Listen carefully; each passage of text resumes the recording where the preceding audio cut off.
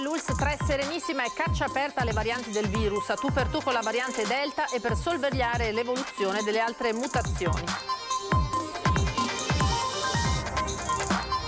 All'aeroporto Marco Polo di Tessera da domani raddoppia l'area tamponi, dove si aggiungono a quelle già presenti fino a 5 linee di effettuazione dei tamponi.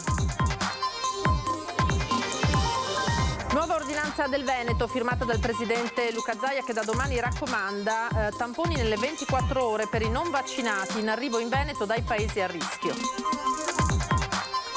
Mattinata di passione lungo la A4 stamattina per un doppio incidente tra diversi mezzi pesanti. Il bilancio è di un ferito con traffico in tilt, disagi e code lunghe fino a 10 km. I dipendenti della ditta di Marco Zennaro oggi da Marghera si sono recati in delegazione a Roma per manifestare davanti alla sede della Farnesina, chiedono un intervento del governo. La storia, le emozioni, la fede della festa del Redentore di Venezia, dai fuochi alla regata, alla messa solenne nella Basilica Palladiana, le immagini in diretta su Antenna 3. Pedro Almodovar e Penélope Cruz aprono la mostra del cinema in programma al Lido dal 1 all'11 settembre, l'ouverture con la pellicola Madres Paralelas. Buonasera, ben ritrovati in diretta con l'edizione veneziana dei telegiornali di Antenna 3. A tu per tu con il virus dunque, e soprattutto con la variante che fa più paura, l'inglese. Nel laboratorio dell'ULSS 3 Serenissima prosegue senza sosta il sequenziamento del virus con la caccia alle sue varianti. ULSS 3 Serenissima al lavoro per capire le sostituzioni del virus avvenute nella sua progressione, ovvero la sua mutazione, la ricerca per sequenziare il genoma del virus, per individuare prioritariamente la presenza della variante inglese, poi la presenza della variante brasiliana e, se necessario, anche quella sudafricana. Sistema di analisi di monitoraggio dentro il quale il laboratorio dell'ULSS 3 veneziana invia settimanalmente all'Istituto Zooprofilattico del Veneto una serie di tamponi positivi. Noi abbiamo messo in atto tutti i sistemi analitici necessari per sorvegliare tutta l'evoluzione che il virus può avere, quindi dalla caratterizzazione della variante preponderante oggi, cioè l'alfa, la variante originalmente scoperta in Inghilterra, fino alla delta e tutte quelle che verranno da adesso in poi. Di fronte ai casi di variante inglese si allarga lo spettro dell'indagine epidemiologica per individuare i contatti, anche aumentando l'indagine retrospettiva dalle consuete 48 ore fino a 14 giorni. Infine, alle persone cui si evidenzia una positività dovuta alla variante inglese vengono invitate ad osservare con il massimo rigore le misure di distanziamento e le regole relative all'uso dei dispositivi di protezione, rese ancora più stringenti proprio dalla maggior virulenza della variante stessa. Abbiamo un esempio sotto gli occhi. L'anno scorso l'influenza A, l'influenza B sono sparite. Sono sparite conseguentemente all'isolamento, conseguentemente sicuramente al lockdown, ma conseguentemente alla messa in atto di tutte norme precauzionali, l'uso della mascherina e l'igiene delle mani soprattutto. Questo sicuramente non debellerà il virus, ma ci permetterà di contenerlo maggiormente. L'area tamponi all'interno dell'aeroporto Marco Polo di Venezia raddoppia da 5 a 10 linee di screening anti-Covid per effetto della nuova ordinanza del governatore del Veneto Luca Zaia. Al Covid Point all'interno dell'aeroporto di Venezia si aggiungono così già da domani fino a 5 linee di effettuazione dei tamponi che si sommano alle 5 già attive. Saranno effettuati tamponi rapidi di terza generazione, oltre che alle partenze anche agli arrivi, e verrà verificato in alternativa se il viaggiatore è già in possesso di un tampone negativo effettuato nelle 48 ore precedenti o del Green Pass. Come avviene ogni giorno, nella giornata di oggi sono stati sottoposti a tampone 546 viaggiatori coinvolti in 26 voli, nessuno di loro è risultato positivo. Ed è stata firmata la nuova ordinanza dal presidente Zaia da domani al 31 agosto, tamponi a tappeto in porti e aeroporti, mentre infiamma il dibattito sul Green Pass per andare al bar o salire sui bus. Annunciata domenica, la stretta è già realtà, d'altronde il virus non aspetta e l'andamento del contagio a livello internazionale è in continua e rapida ascesa. 238 i nuovi casi in Veneto nelle 24 ore, con Verona che resta maglia nera. Il presidente del Veneto Luca Zaia ha così firmato l'ordinanza che va a intensificare il monitoraggio attraverso tamponi a tappeto nei punti caldi di quest'estate 2021, aeroporti e porti innanzitutto, e questo con validità immediata dal 20 luglio al 31 agosto. Attività prudenziale la definisce lo stesso Zaia, che riguarda in particolar modo chi arriva dai paesi già segnalati dal Centro Europeo di Prevenzione, le CDC, ovvero Regno Unito, Malta, Spagna, Grecia, Slovenia, Croazia, Paesi Bassi, Belgio, Francia, Cipro, Lussemburgo, Romania e Bulgaria.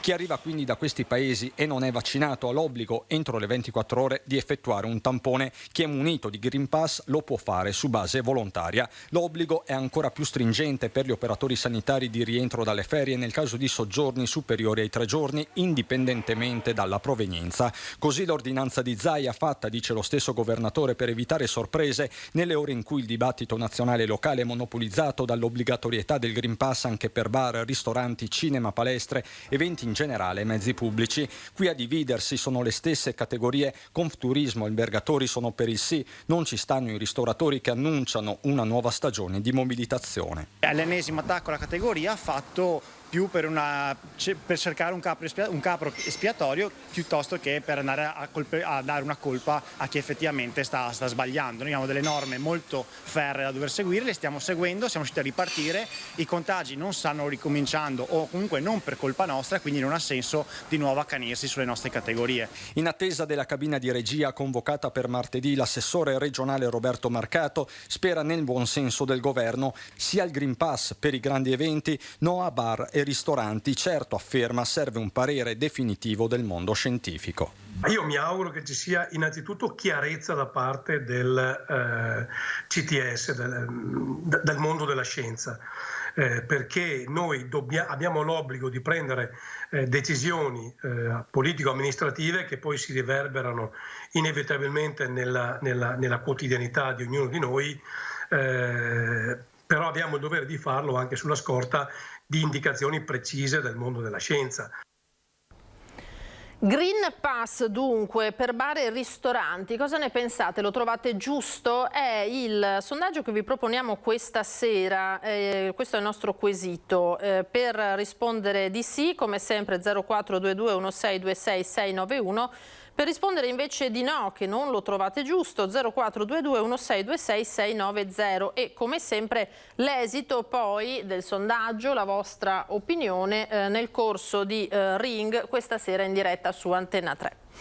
Veniamo alla cronaca. Code fino a 10 km questa mattina lungo la A4 in direzione Milano all'altezza di Pianiga per un tamponamento tra mezzi pesanti. Incidente con il tamponamento di 3 tir lungo l'A4 nel territorio di Pianiga, con un ferito e traffico in tilt per più di un paio d'ore con code fino a 10 km.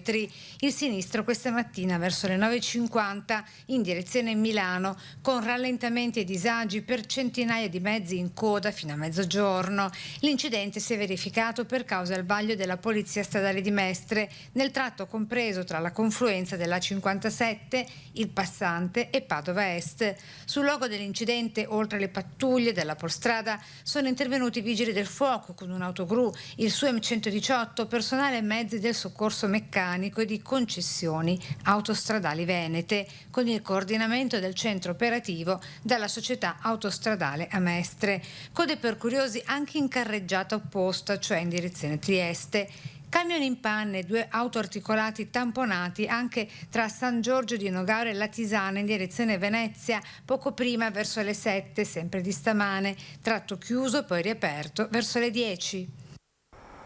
I dipendenti della ditta di Marco Zennaro oggi da Marghera si sono recati in delegazione a Roma per manifestare davanti alla sede della Farnesina.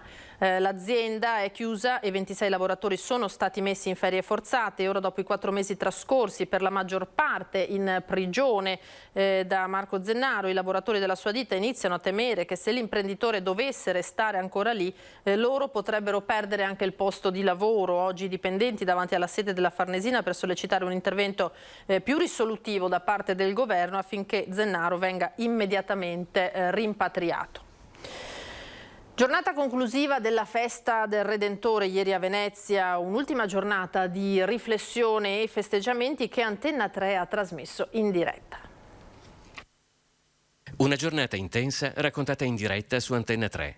La storia, le emozioni, la fede della festa del Redentore di Venezia sono entrate nelle case dei telespettatori attraverso le nostre telecamere in quella che è stata la trasmissione del pomeriggio più vista tra le TV locali del Nord-Est.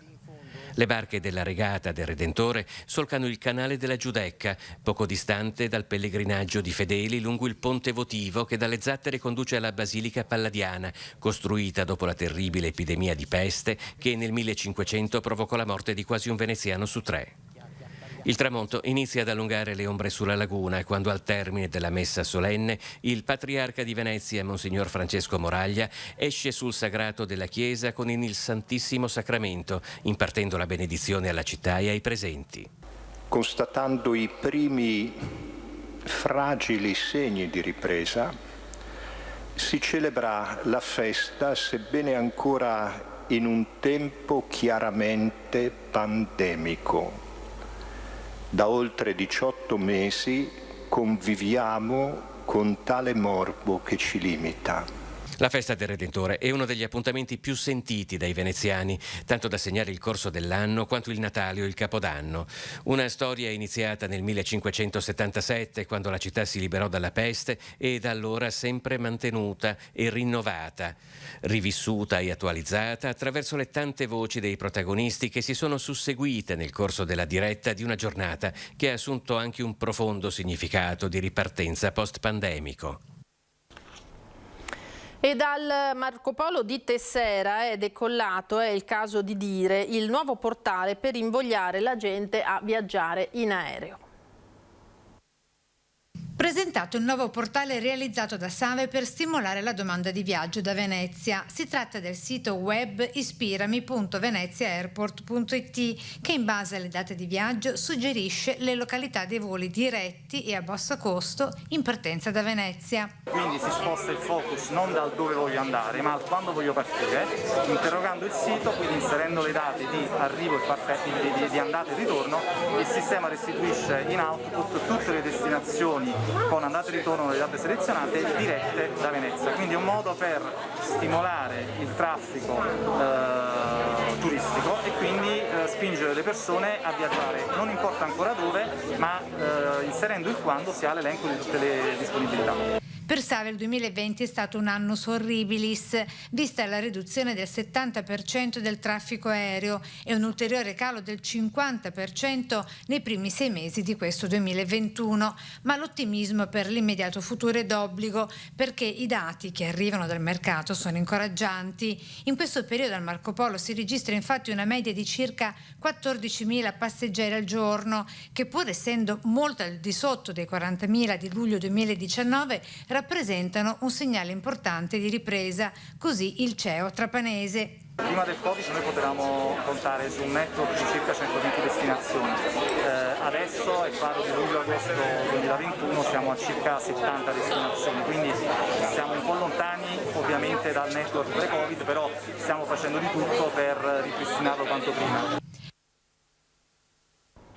Importante incontro intanto al Lido di Venezia organizzato dall'ex monastero di San Nicolò per rimettere al centro, dopo un anno e mezzo di pandemia, l'impegno per garantire il rispetto dei diritti umani. Vi hanno partecipato commissari europei, deputati e premi Nobel.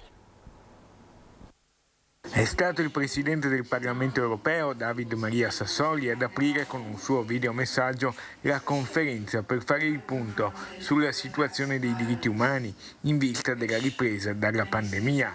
Venezia sempre in prima linea nell'impegno per la tutela dei diritti umani per tutti. Il tema centrale di questa conferenza è la protezione e la promozione dei diritti umani nel mondo. È un argomento particolarmente caro ai membri del Parlamento europeo. I nostri valori sono sotto attacco. Il rispetto dei diritti umani e delle libertà fondamentali è stato intaccato negli ultimi decenni. L'autoritarismo, la xenofobia hanno trovato molti sostenitori che non hanno esitato a usare anche la pandemia come pretesto per minare le fondamenta dei nostri sistemi democratici. Non possiamo restare fermi. L'incontro, organizzato congiuntamente dal Parlamento europeo e dal Global Campus, of Human Rights si è tenuto nel monastero di San Nicolò al Lido di Venezia e nei locali del Parlamento europeo a Bruxelles a distanza. Numero crescente di violazioni dei diritti umani e anche alla costante erosione dello Stato di diritto che ha connotato purtroppo questi 2 anni di pandemia. Il virus che ha colpito le nostre società non è soltanto un virus della natura, è anche un virus purtroppo di attacco perpetrato da quei modelli illiberali, quei modelli autoritari che vorrebbero costantemente mettere sotto scacco il nostro vivere democratico, le nostre libertà. E questo accade non soltanto negli stati terzi, ma accade anche all'interno dell'Unione, penso alla Polonia e penso anche all'Ungheria. Un ottimo inizio per questa iniziativa che vorremmo e auspichiamo diventi un appuntamento costante per i prossimi anni e che si svolga presso appunto la nostra sede, il monastero di San Nicolò, e siamo naturalmente molto contenti di poter ascoltare anche per gli aspetti sostanziali gli speaker.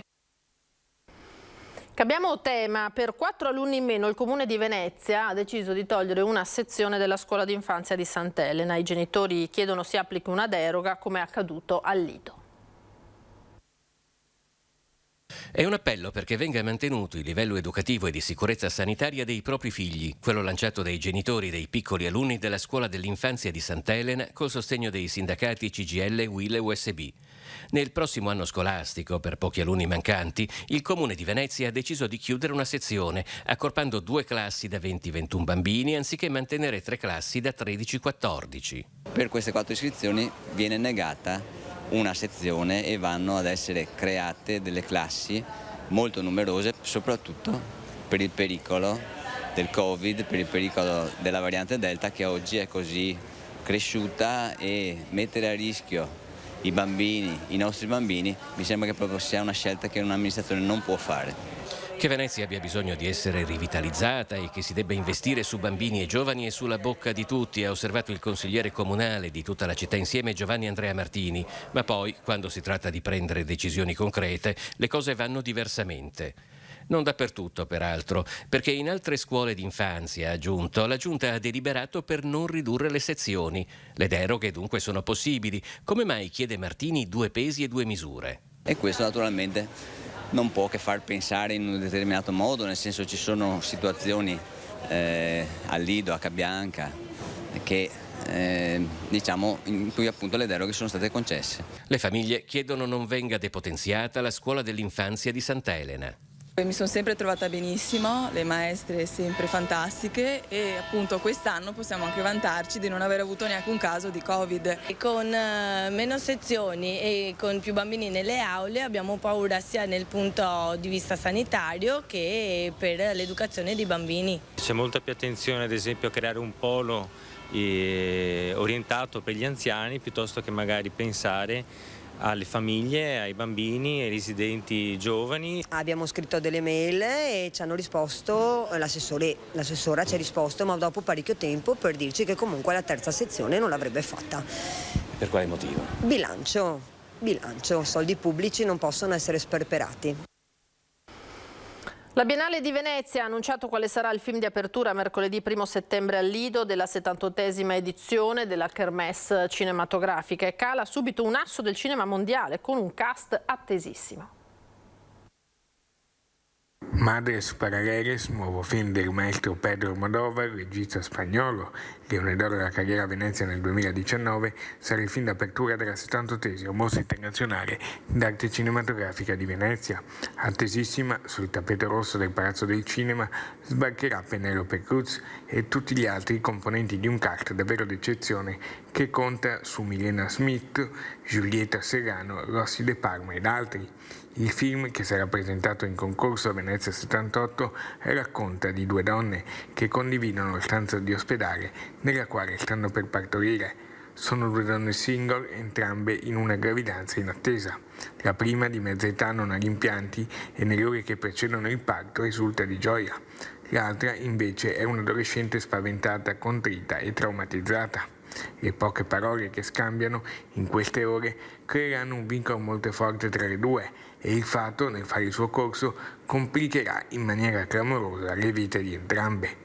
Sono grato a Pedro Almodóvar per averci offerto il privilegio di aprire la mostra del cinema con il suo nuovo film, ha commentato il direttore del festival, Alberto Barbera.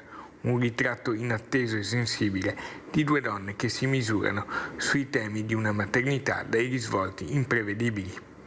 Non riesco ad esprimere la gioia e l'onore di essere chiamato ad inaugurare la Mostra di Venezia, ha dichiarato Almodóvar. Per 2 decenni alla guida della Biennale di Venezia, Paolo Baratta è tornato a Ca' Giustinian per la presentazione del suo ultimo libro, Il giardino e l'arsenale. Non ha nascosto commozione per questo suo ritorno e ha lanciato un monito a difesa della città. Venezia può tornare ad essere un luogo che attira soggetti, istituzioni che nel campo della formazione, nel campo della cultura, nel campo della ricerca, nel campo di altre attività terziarie di grande rilievo che parlino col mondo. Può essere fatto, l'abbiamo fatto e quindi siccome questo dello svuotamento delle attività terziarie del centro storico di Venezia è il problema secondo me principale, noi abbiamo dato un esempio che spero possa essere seguito da altri. Non basta aver investito svariati miliardi di euro per il Mose per salvare Venezia, occorre anche garantire degli incentivi a tutte quelle attività terziarie non legate al turismo che decidono di non abbandonare il centro storico della città. È questo il sangue e la vitalità di Venezia. Ne è convinto Paolo Baratta, tornato non senza emozione a Ca' Giustinian, dopo 2 decenni alla guida della Biennale di Venezia, per presentare il suo ultimo libro Il giardino e l'arsenale, pubblicato da Marsilio. È un effetto di commozione e nostalgia. In realtà, siccome vedo che continua il lavoro con l'energia con la quale lo abbiamo svolto in tutti questi anni, ci torno con senso di grande soddisfazione e di piacere di assistere a una Biennale così vivace e viva. Vi ricordo questa sera dalle 21:15 l'appuntamento in diretta con Ring, l'attualità politica di Antenna 3. Ospiti questa sera Mario Conte della Lega, sindaco di Treviso, e poi Erika Baldin del Movimento 5 Stelle, Enoch Soranzo di Fratelli d'Italia e Pietro Bean del Partito Democratico. È tutto per questa edizione, io vi ringrazio per averci seguito, tra poco l'edizione di Treviso, ora le previsioni del tempo per domani, arrivederci.